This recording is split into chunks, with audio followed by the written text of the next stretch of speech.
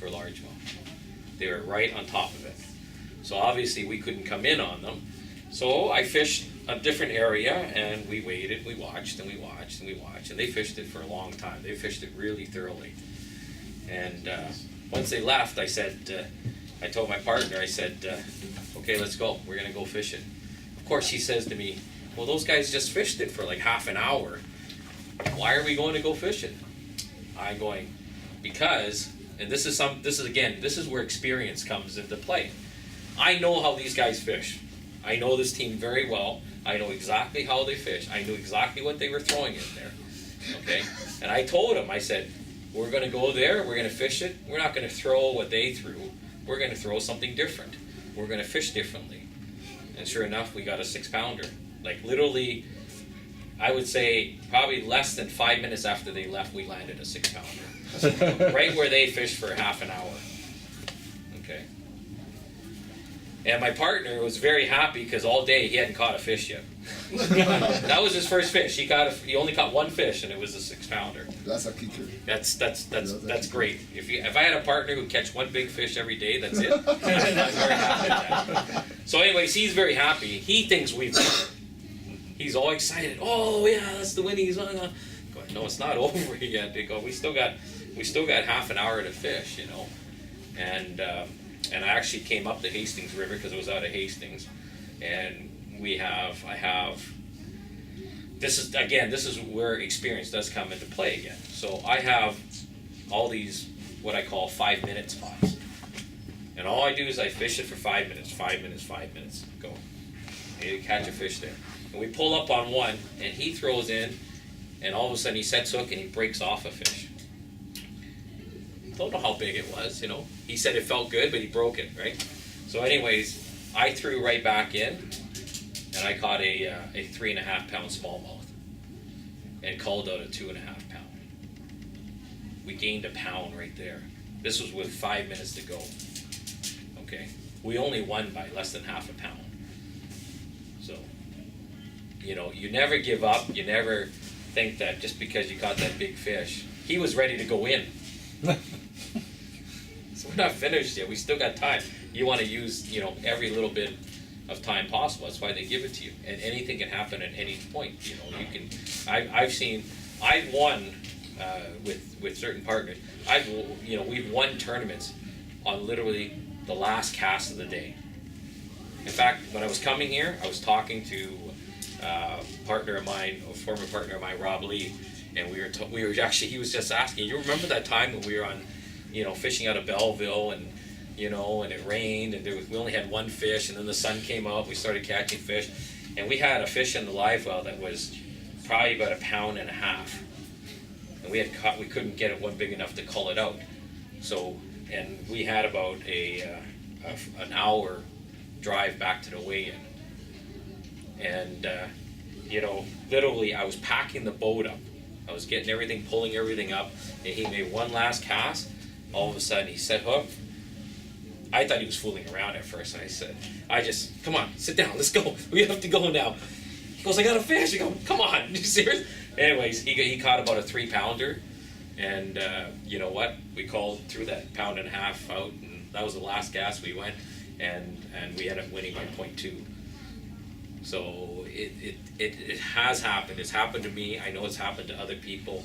You know, you fish right to the very end. You know, how many people here do some tournament? You got tournaments in the club, do you not? Yeah. Okay.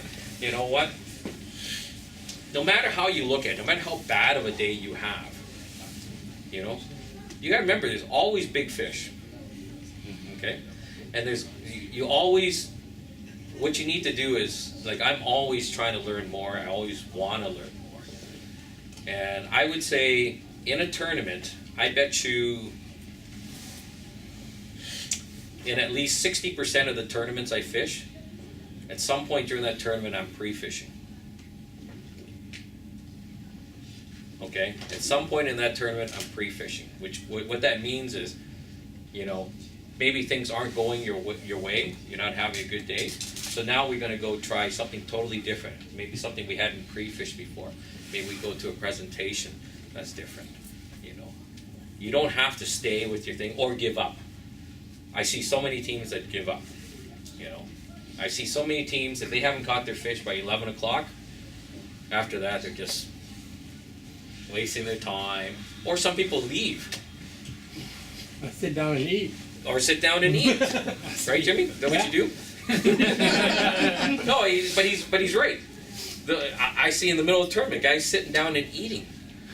I'm going, I mean, it's important. It's important to stay hydrated, but I always pack stuff that, I can fish, I can have a drink, I can have a snack, But to stop fishing and eat in the middle of a tournament, you better have 25 pounds in the line. That's what I do. And maybe you can stop, right? That's when you stop, right? That's right. Oh, but that's the biggest problem I see with a lot of people is they give up so easily. If things aren't going their way, you can still change your day. And if you don't change your day, maybe you can learn something for the next time you're on that body of water. Okay, you've got to always be thinking that way, And plus, it takes one cast to catch big fish. And in some tournaments, big fish is worth more than, like, anybody ever fished the Emerald Isle tournament? It's the longest running tournament in Canada for bass. Okay? And if you win big fish both days, if you weigh 2 fish in the tournament and you win big fish both days, you win more than the team that wins the overall tournament. You win more money. If you win big fish both days, you'd probably win about $7,000. Each day it's worth about $3,200 to $3,500. That's one cast. That can happen at any time, so why would you give up? And that's where, I really believe, like in tournaments and stuff like that, like Barry said, I've been fishing for over 20 years in tournaments. I would say, I haven't counted them up or anything, but I would say, it's 20 years, me and my partners have probably won, 30-something, some odd tournaments.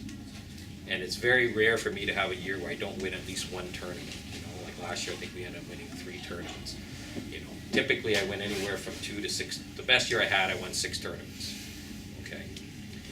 And the only way you do things like that, and you can stay, I see lots of guys who've been fishing for a long time. I see guys who when I started fishing 20 years ago, who were fishing then, who were at the top of that time, and now they never in the money. I never see them in the money.